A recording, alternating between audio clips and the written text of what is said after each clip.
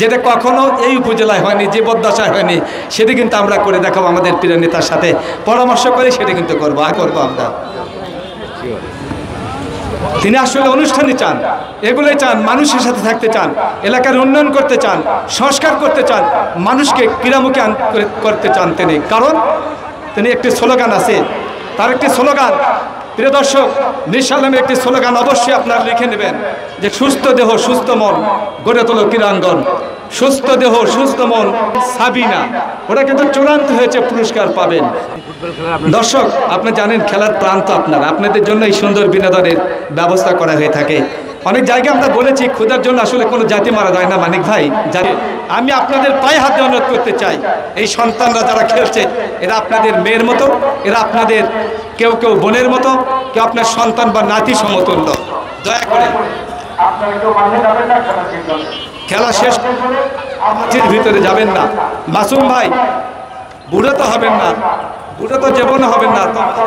আমাদের সকলকে আমরা স্বাগত জানাবো। আমাদের সীমান্ত স্নেহপদ ভাতিজা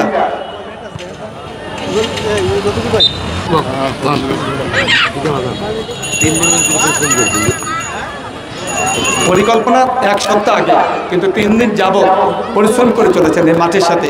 আমরা লেবারদেরকে কীভাবে বুঝে দিয়েছি এবং ঝাড়ুতে দেওয়া হয়েছে। মাঠ কিন্তু ছিল। আমি অনুরোধ করব, এই অঞ্চলে যারা কৃষক সমাজ বসবাস করেন, দয়া করে মাঠ আপনাদের, এই মাঠের চতুর্পাশে বিদ্যালয়, ডিগ্রি মহাবিদ্যালয় সহ অনেক প্রতিষ্ঠান রয়েছে, কেজি স্কুল রয়েছে। দয়া করে এই মাঠটি আপনারা ব্যবহার করবেন না। মাঠে আসলে খেলাধুলা ছাড়া আক্রমণে গাইবান্ধা কি করবেন? গোলরক্ষক হিবি ছুটে এসে ক্লিয়ার করলেন। সময় এবং স্রোত আসলে কার জন্য অপেক্ষা করে না, খেলা শেষের দিকে গড়াচ্ছে।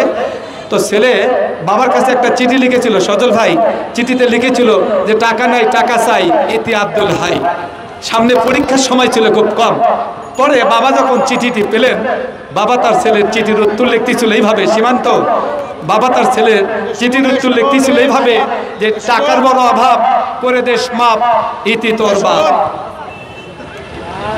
যেমন ছিল পিতা তেমন পুত্র। আজকে আমাদের কনক মাস্টার লেকচারার হতে পারতেন, বড় চাকরি করতে পারতেন সরকারি কোনো জায়গায়। কারণ পরীক্ষার খাতায় উনি লিখেছিলেন, পরীক্ষা দিতে